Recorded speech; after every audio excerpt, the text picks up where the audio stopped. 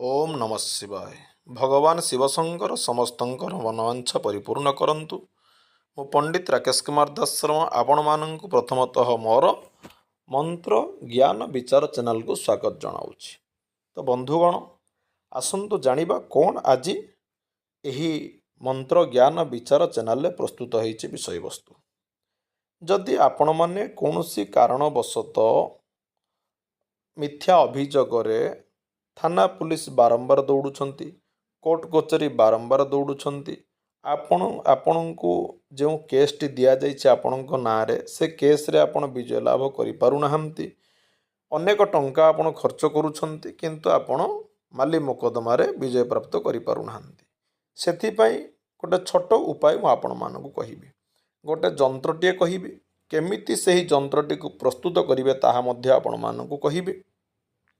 से जंत्र पाई कौन आवश्यकता सामग्री ताहा प्रथमे जानी रखंतु।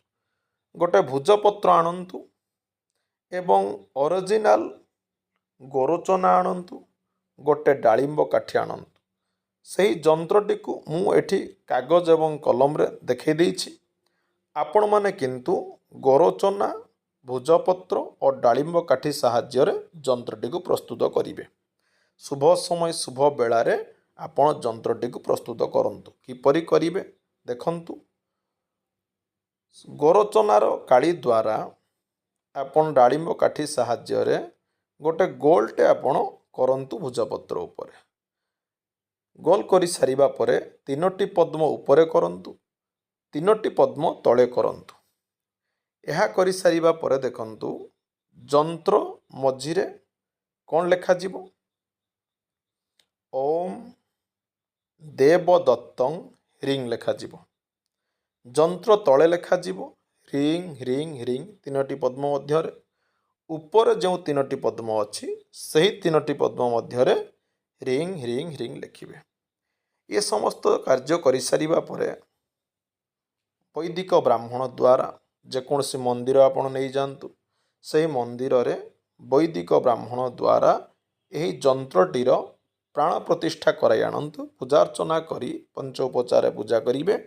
पूजार्चना करी प्राण प्रतिष्ठा कराई आनी डेउरिया बा ताबिजरे पुराई धारण करंतु, किंबा एहाको आपण मनी पर्स रे आप रखी पारंती, किंबा आपणकर पॉकेट रे आपण रखी कोर्ट कचेरी जांतु। निश्चित भाव रे आपण विजय लाभ करिवे। अति सहज एवं सरल प्रतिकार।